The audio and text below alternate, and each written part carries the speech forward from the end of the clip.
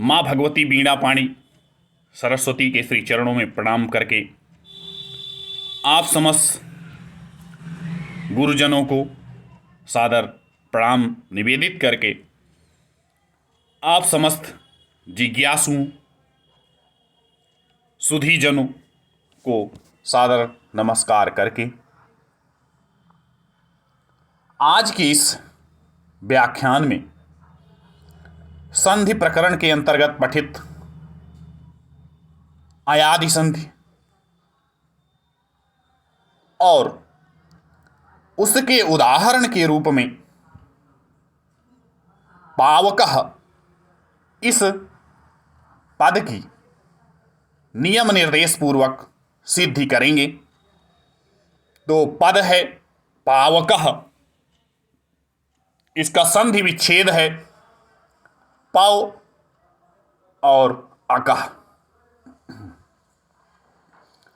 प्रस्तुत उदाहरण पावकः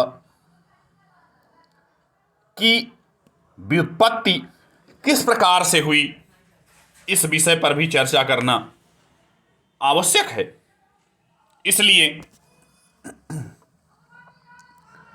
पावकः की व्युत्पत्ति पर दृष्टिपात करें तो पू धातु से कर्ता अर्थ में ऋल त्रिचौ इस सूत्र से ऋल प्रत्यय करने पर निष्पन्न होता है।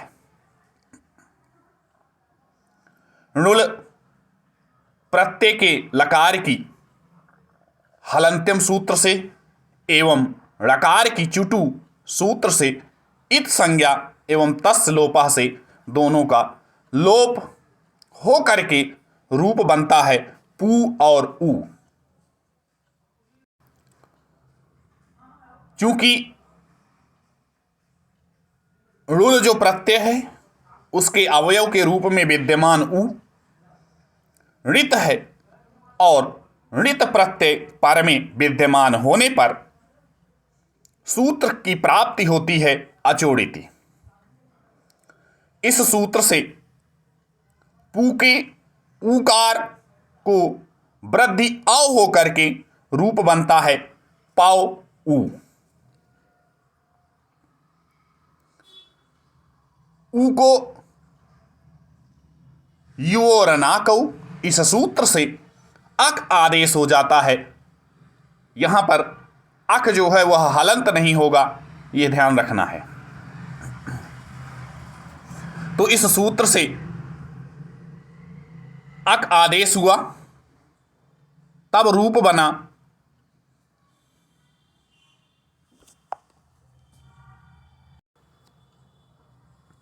पाव अक। इस दशा में पकार के उत्तरवर्ती औ के स्थान में पर में अकार अच प्रत्याहार का वर्ण विद्यमान है। इसलिए एचो यवा यावह इस सूत्र की प्राप्ति की स्थिति होती है और वह सूत्र प्राप्त होता है। इसी सूत्र से एच के स्थान पर आए आय आओ आओ आदेश की प्राप्ति होती है। अब यहां पर इन आदेशों का क्या क्रम होगा, इसके लिए इस परिभाषा सूत्र का आश्रय लेना पड़ता है। परिभाषा सूत्र है यथा संख्यम अनुदेशः समानाम।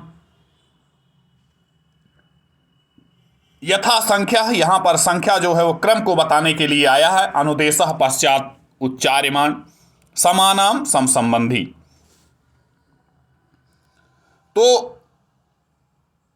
इस परिभाषा सूत्र के निर्देश से औ के स्थान पर आव आदेश हो करके पा आव अक रूप बना। वर्ण सम्मेलन करने पर पावक और प्रथमा विभक्ति एक वचन का जो प्रत्यय है सु, उसको लाने पर पावकः यह रूप सिद्ध होता है। इस प्रकार से यह प्रथमा विभक्ति एक वचन का रूप नियम निर्देश पूर्वक यहीं पर सिद्धि को प्राप्त होता है और वह है पावका। और इसी के साथ यह व्याख्यान भी यहीं पूर्ण होता है। आप समस्त जिज्ञासुओं सुधीजनों को नमस्कार करके।